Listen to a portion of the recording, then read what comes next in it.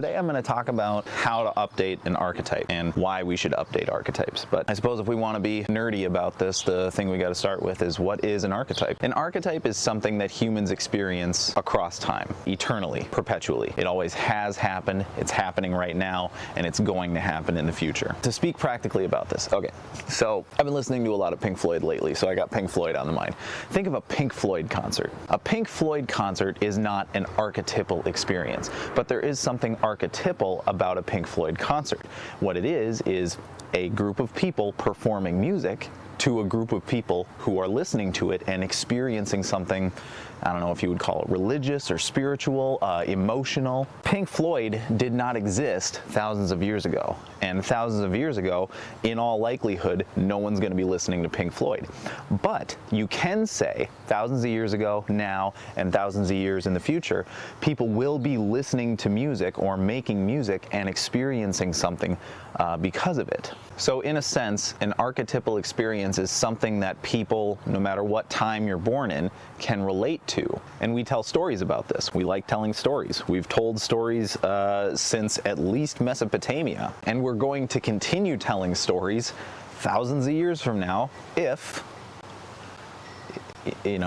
Allah will it, if we're still around. But thousands of years ago, we told stories about things, and we can read those stories today, and we can relate to certain aspects of those stories. The aspects of the story that we can relate to, that resonate with us, that makes sense, is the archetype. Think of it this way. The biblical story of Cain and Abel. This is the archetype of the hostile brothers. This is the brother that is chosen by God, and the brother who is rejected by God. And the brother who is rejected by God seeks to kill the brother who is accepted by God. This is an archetypal experience. You don't have to be literal brothers. All you have to be is a person who looks at someone else who is successful, that, if it's luck or fortune or divine intervention, for some reason is doing really well in life, and you look at yourself and you're not.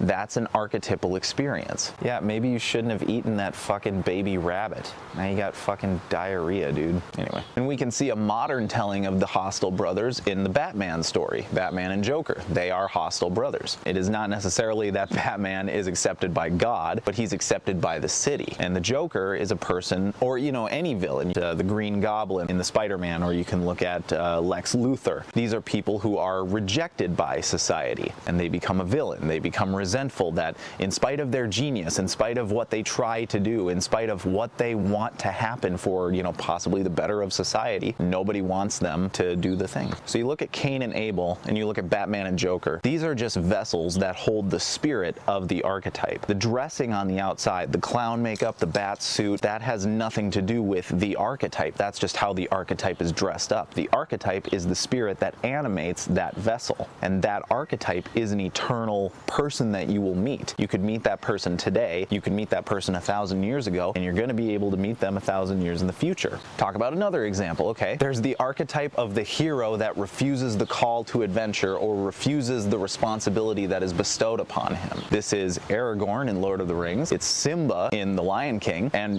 because it's Simba, it's also Hamlet in Shakespeare's Hamlet. And Hamlet is based on an original Norse story called Amleth, which was just made into a movie recently by Robert Eggers. Honey, you stay out of the front yard. You stay back here. This is your domain. Everything that the fence touches is your kingdom. Go and patrol. Do your job.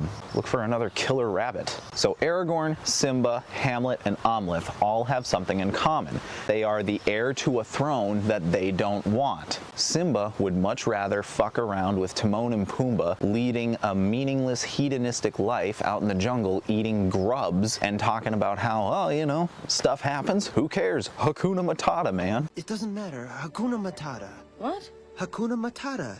It's something I learned out here. Look, sometimes bad things happen. Simba! And there's nothing you can do about it. So why worry? Because it's your responsibility! And Aragorn would much rather wander around aimlessly through taverns and wilderness while Middle-earth collapses around him. The skill of the elves can reforge the Sword of Kings, but only you have the power to wield it. I do not want that power. I have never wanted it. All of these characters have something in common.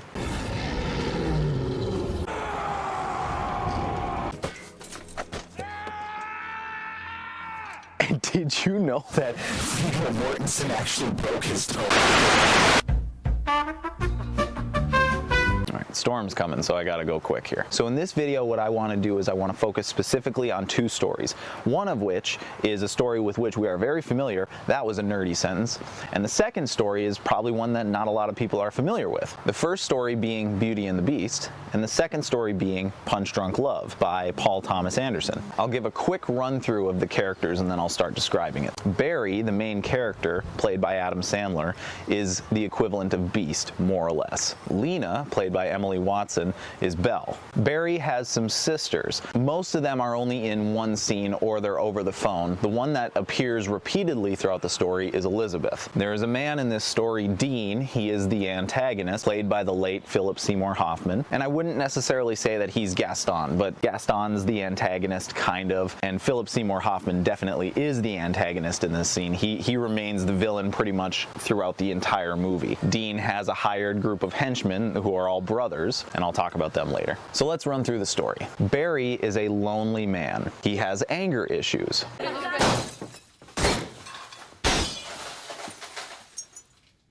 He's an underdeveloped man. And throughout this movie, he is under a curse. I'll talk about that in a bit. The archetype of Barry is underdeveloped man. Man with potential. He is completely caught up in the negative aspects of masculinity, which would be his emotional outbursts, his anger. This is bullcrap to me.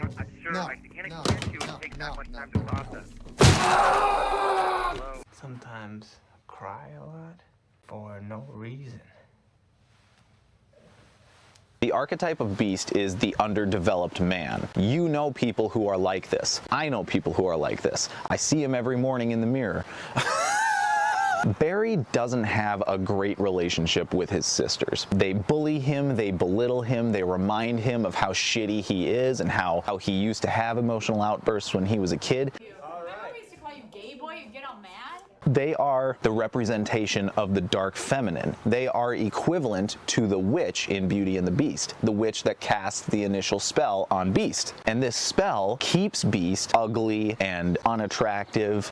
I mean, unless you ask a furry. Barry's sisters also keep him under a curse, so to speak, by reminding him every time they talk that he's not a great guy. But Dean's sister Elizabeth has a friend named Lena, and Lena saw a picture of Barry and was very attracted to him and wants to meet him. But before Lena meets him, we see into Barry's life that he is a very lonely person and he's looking for connection. And the only way that he can find this connection in the movie is by calling a phone sex line. And we can see how desperate he is for intimacy when he has a conversation with the phone sex operator that he just wants to talk about her. What are you doing? I am laying on my bed. Where are you?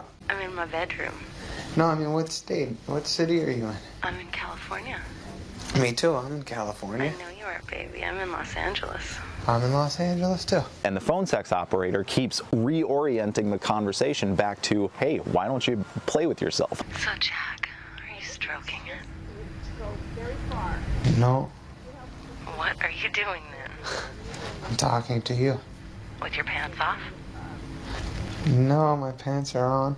But little does Barry know that the phone sex operator he's calling is actually a scam artist who works for a man named Dean, and Dean is a crime boss. He runs a scam house that employs women as phone sex operators who steal credit card information, social security information, and then uses it against them. And Dean launders his money through a business called D&D Mattress. Dean, the crime boss, sends a group of brothers to go and intimidate Barry into giving them money, which they do. And the first time they confront Barry, he totally cowers in fear of them. I don't know if this is fair.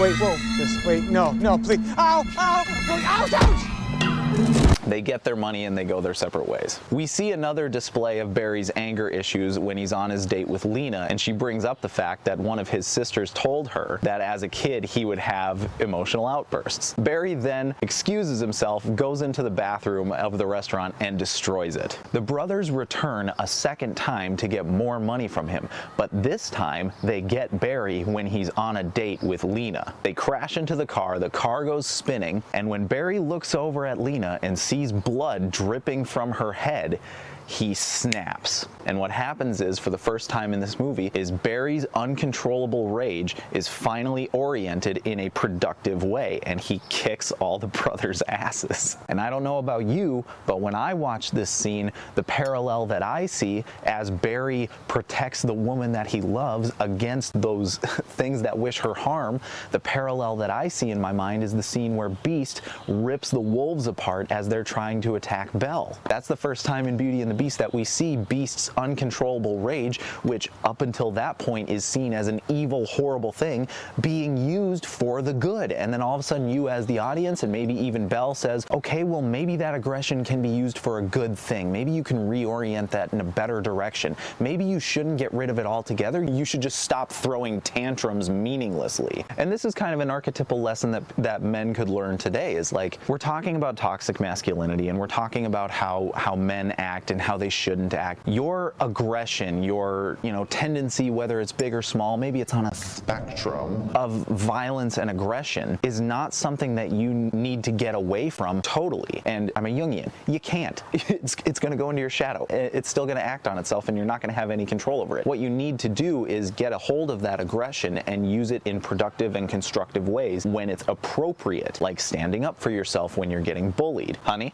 stay in the backyard. Thank you. See, I just used my shadow to no. And that's the lesson that he more or less learns when he does that, is like, hey, I have this uncontrollable rage that my sisters make me feel terrible about. I can actually use it for a good reason. And he does. In the climax of the movie, Barry then hunts down Dean at his business, confronts him face to face, and says, So you tell me that's that before I beat the hell from you. And it's in this moment that Barry reveals to us the archetypal lesson that this movie and Beauty and the Beast is supposed to teach you.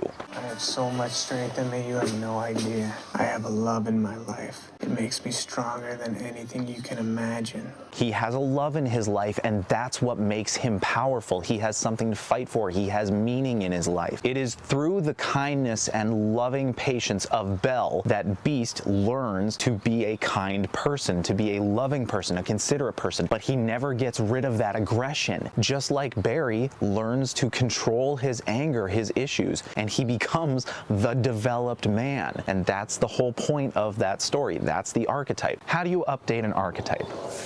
Okay, I'm gonna say something controversial, okay? Not everyone is a writer. Not everyone is a storyteller.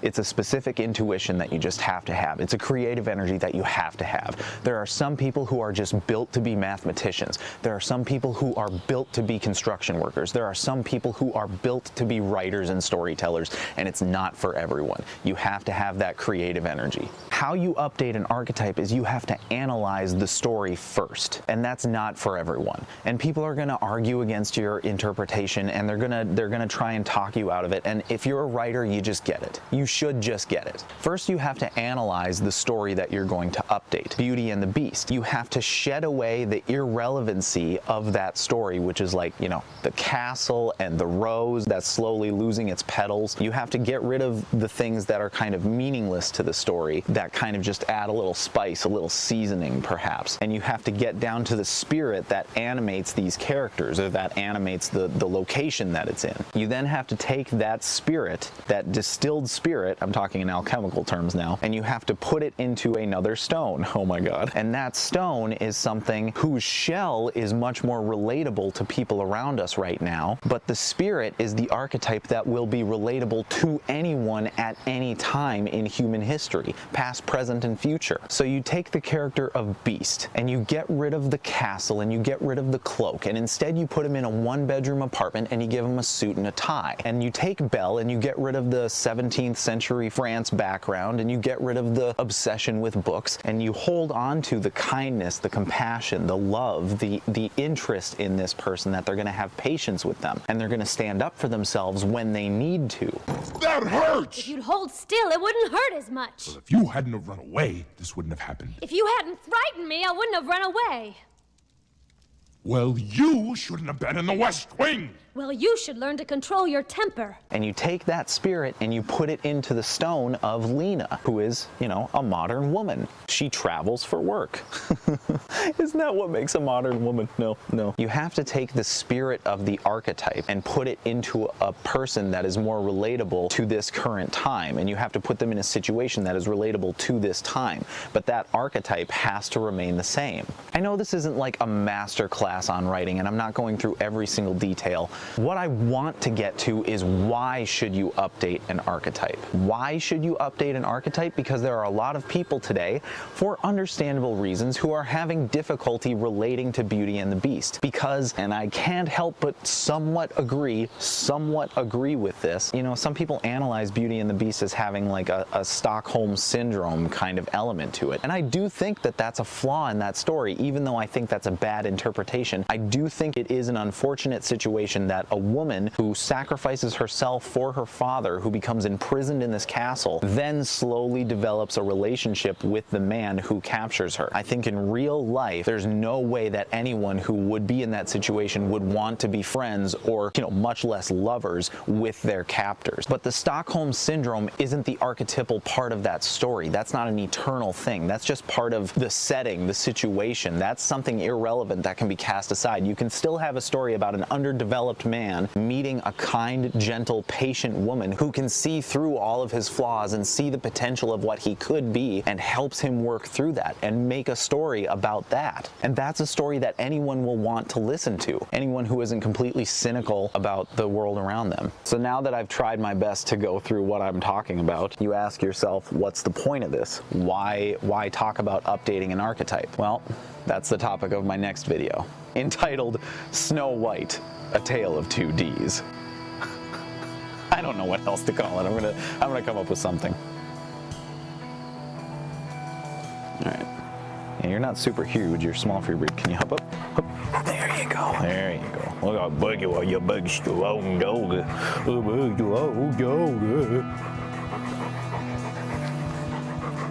Okay. Let's go inside.